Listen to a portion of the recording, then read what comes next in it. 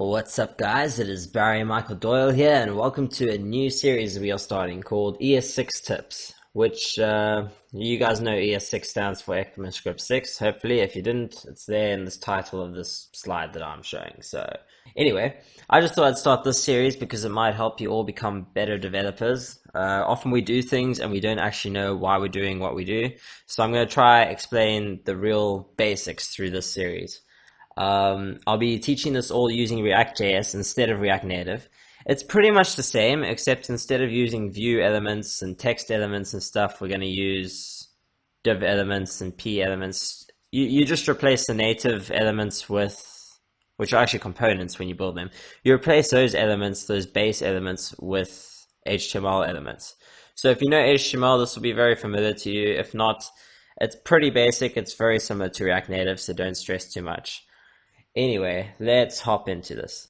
Right, so here I am in a little website called codesandbox.io. I'll leave a link in the description below, but it's literally just type in codesandbox as it's written here, .io in your search bar with your browser, and you will end up over here.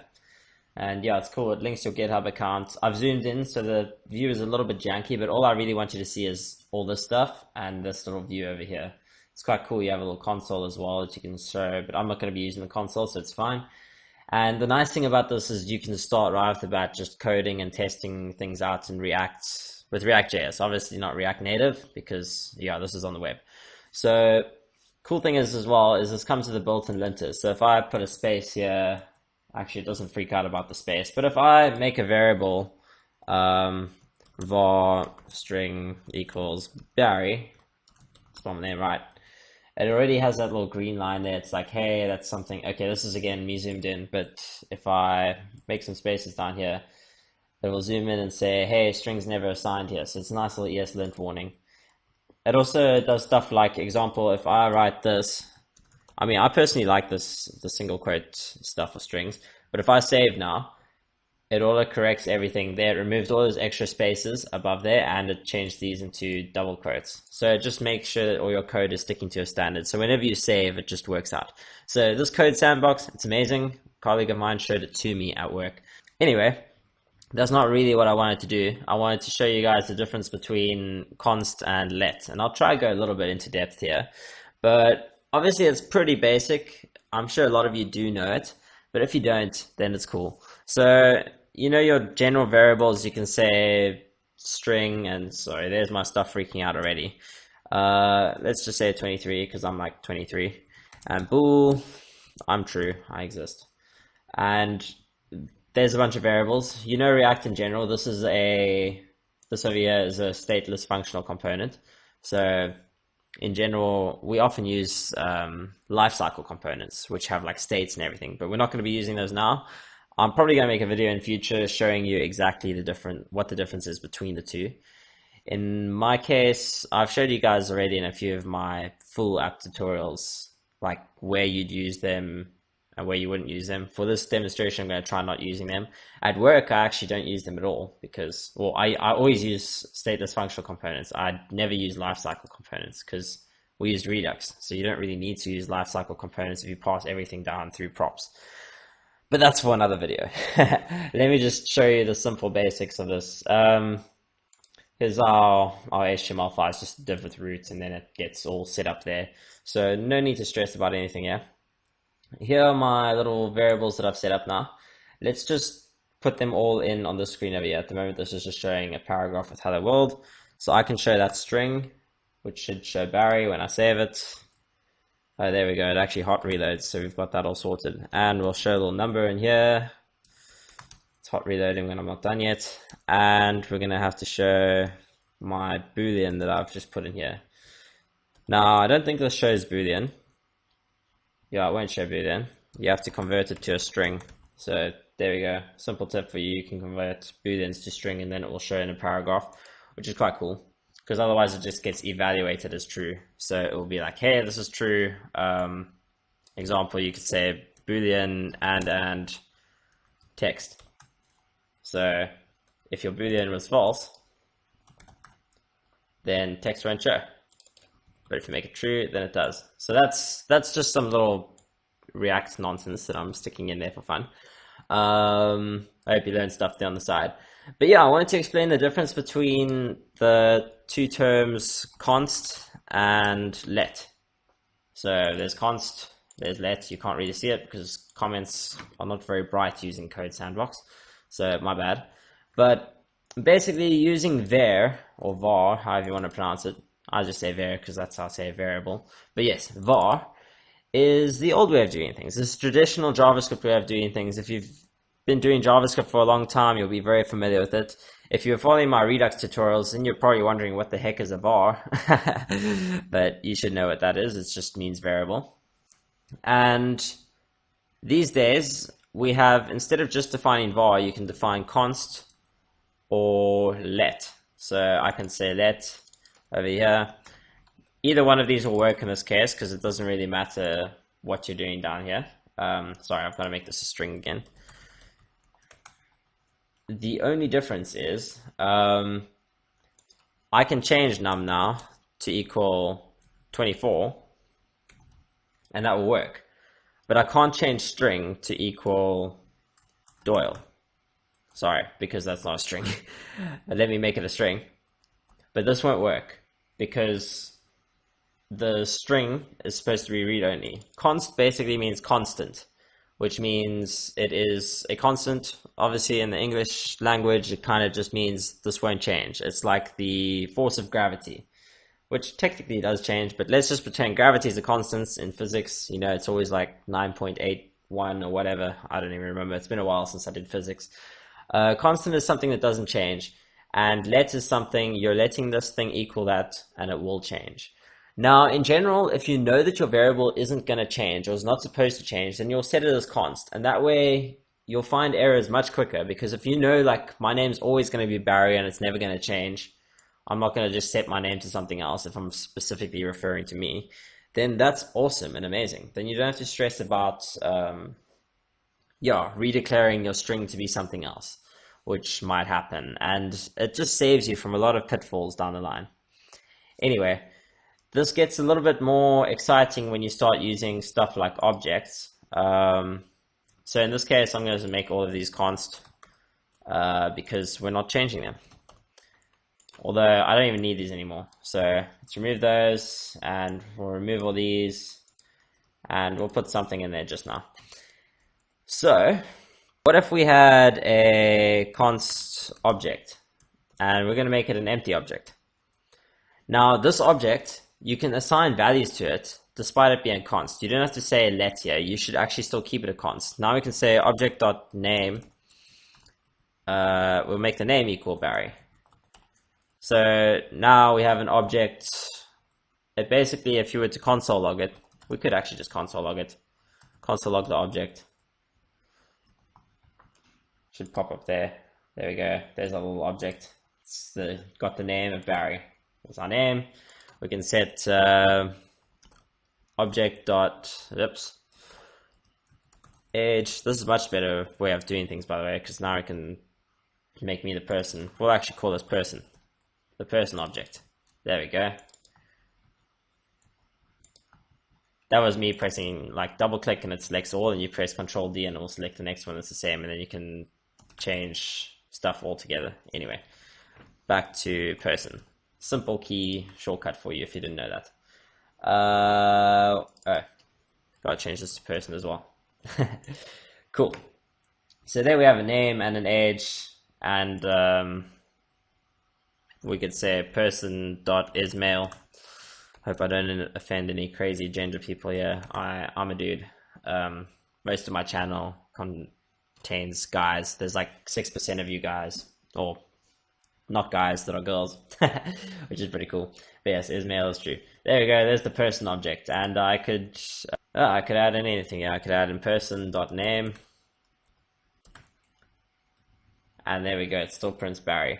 See, so I could actually change the keys inside an object without actually changing the object, but I can't just go reassign person to equal. We'll make my surname, and we'll make it my age next year, and we'll change my gender to false. That won't work, which is good because we don't want to redefine the object. We want to keep the object as it is. So in case we were to, what if person contained another thing like, I don't know, has pets or something. We said has pets is, well, it's person.has pets, which at the moment is false for me because I don't have any cats or stuff because I live in a tiny flat that doesn't let you have that stuff. So then I'd lose that. So we can change this to let.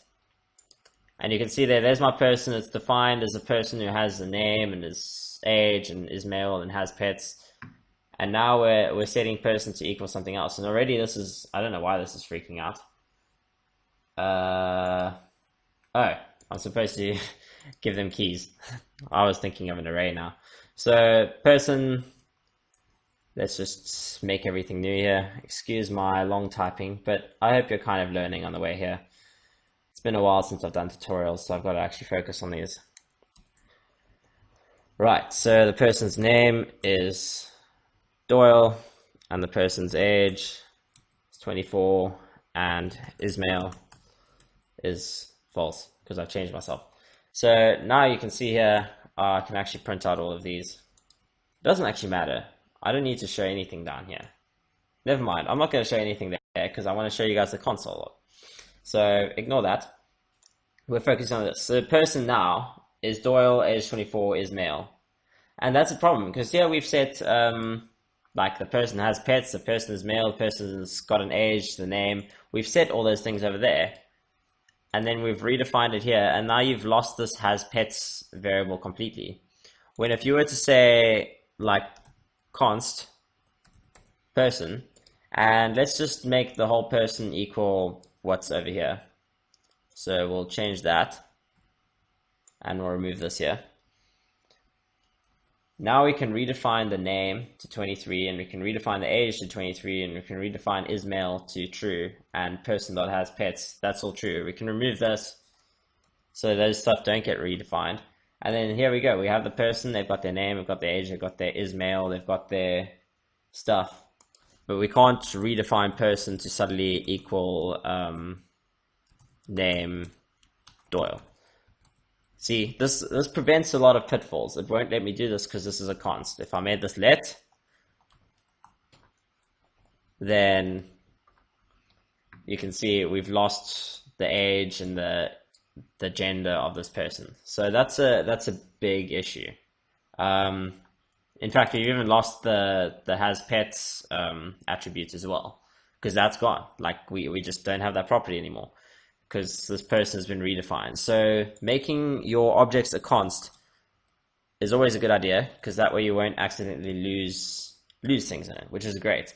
This kind of works the same in arrays as well. So let's say we just wanted my person to be an array, and I don't know, the first thing be Barry, the next one be 23, the next one be, we'll make it male this time and make it a string. Sorry.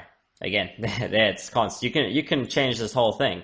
If we said this was let, then the whole thing changes from an array to an object, which we don't want. Anyway, let's get rid of that object reassignment there. And there we go. Here's our little array. We have an array, it's Barry, male, 23. And we can say person.push, and we can push, I don't know, push true to it. So you're pushing the value true to it. And we can person.push, put my middle name in there. There we go. It pushes Michael to it, which is great. So I got Barry 23. Okay, it's double console log now. That's the previous one, but here's a new one.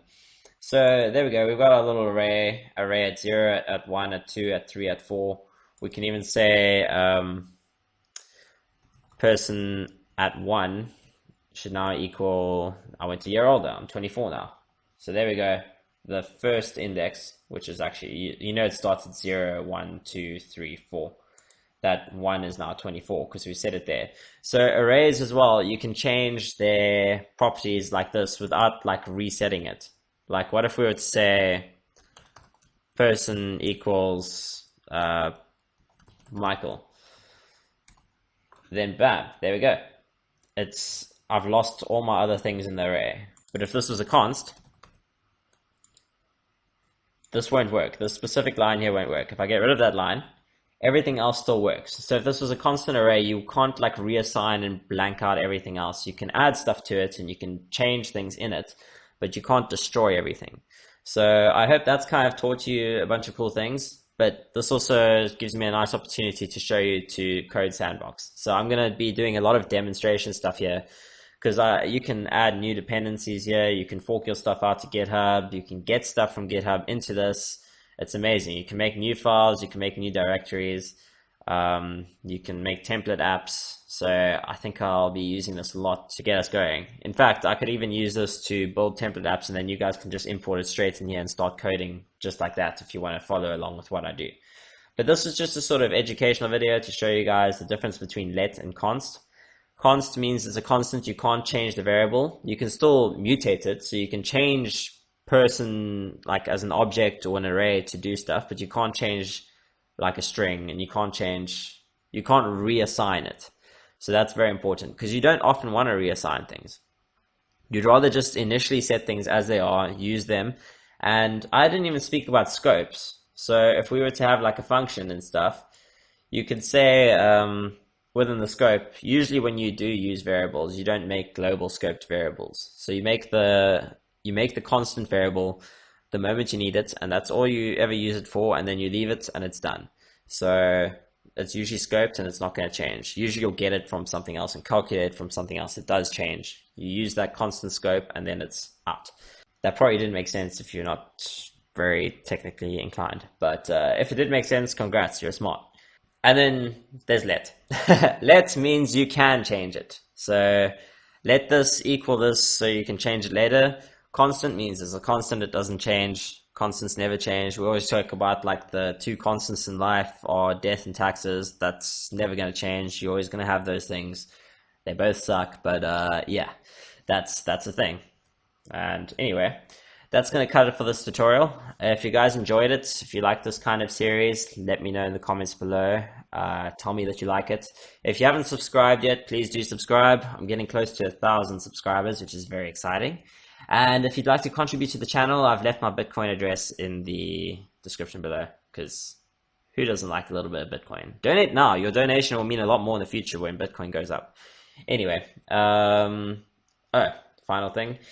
There's also Patreon. Patreon's great. There's that one guy giving me $1 and I'm loving it. Would help me out a lot. Anyway, guys, that's it. Cheers.